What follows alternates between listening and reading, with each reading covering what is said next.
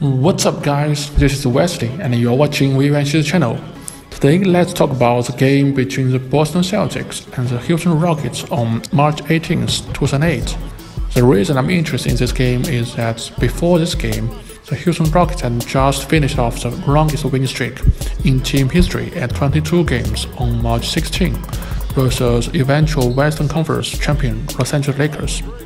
That victory over Lakers moved the Rockets ahead of the Lakers for the #1 spot in the Western standings, and the victory also gave the Rockets what was then the second longest winning streak of consecutive wins in NBA history.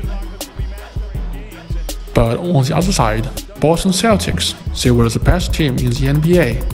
They had Big Three, Kevin Garnett, Paul Pierce, and Ray Allen. And in that season, Celtics completed the largest single-season turnaround in NBA history.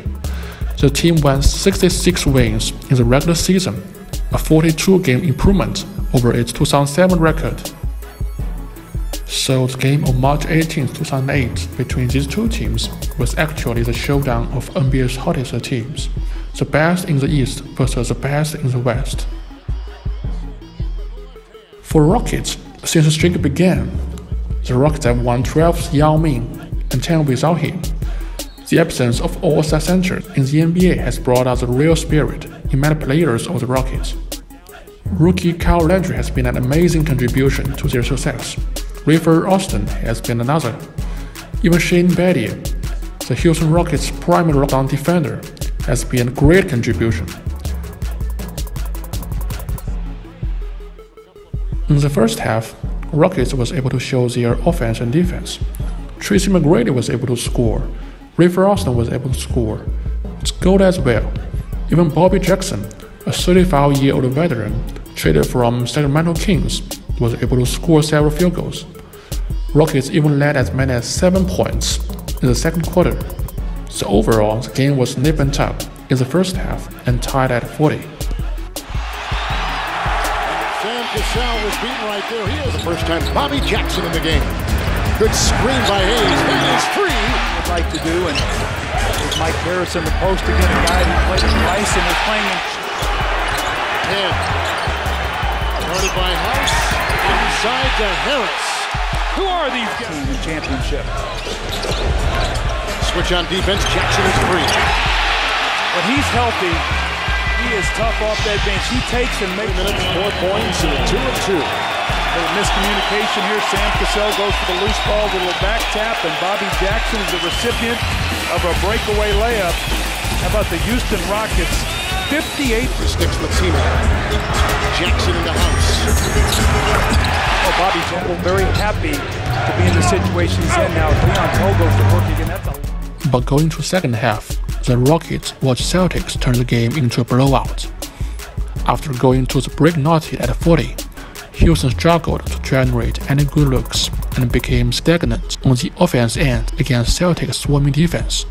The Celtics overwhelmed the Rockets in the paint, forcing Houston to settle for the jumpers and giving them only one shot per possession. Boston, meanwhile, was putting on a shooting clinic. The Celtics made 8 of their first 12 shots in the third quarter. Kevin Garnett, who scored 22 points and collected 11 rebounds, scored 8 points in the third as Boston Celtics opened the period with a game-deciding 18-4 spurt. Just like that, Boston was leading 58-45. Unfortunately, the Rockets never recovered. Houston scored a season-low 34 points in the second half and shot a mere 41.4%.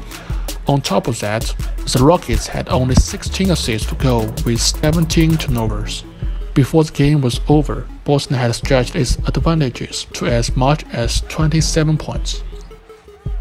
And for Tracy McGrady, Boston's D was good T-Mac from start to finish, especially in the second half, rarely allowing Houston's lone star to find an opening.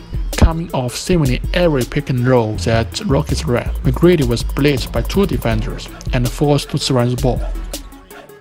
Before the largest home crowd in Rockets history, the NBA best team ended the second longest win streak by knocking off Houston 94-74 at Toyota Center.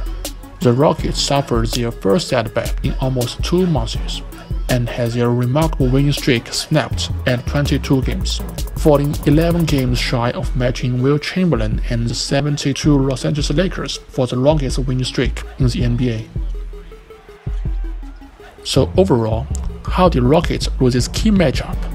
First, the injury of All-Star center Yao Ming. Second, Tracy McGrady had a bad shooting night. He only made 4 shots in the game. Last but not least, the Boston's defense was extremely good.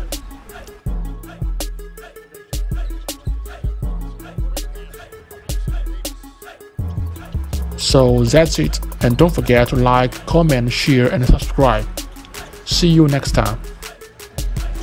Last lost on January 27th against the Utah Jazz. Garnett takes it in high and comes down hard. The big ticket. Puts a dagger into the Rockets in their 22-game winning streak.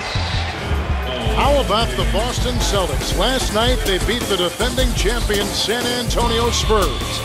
Tonight they stopped the 22-game winning streak of the Houston Rockets. They've got the best record in the NBA. They're already division champs, and they're rolling tonight. Players. That's why they are where they are today. So kudos to Doc Rivers, the job he's done this year, and to Rick Adelman, 22 straight wins, second best ever. What a job he's done with this team in the face of losing Yao Ming for the season. Brooks with 10 points and 4 minutes off the bench for the Rockets. Fans like that, but the standing ovation for a team that had won 22 consecutive games, second all-time in the history of the NBA. And they are given a standing O as they go to the locker room.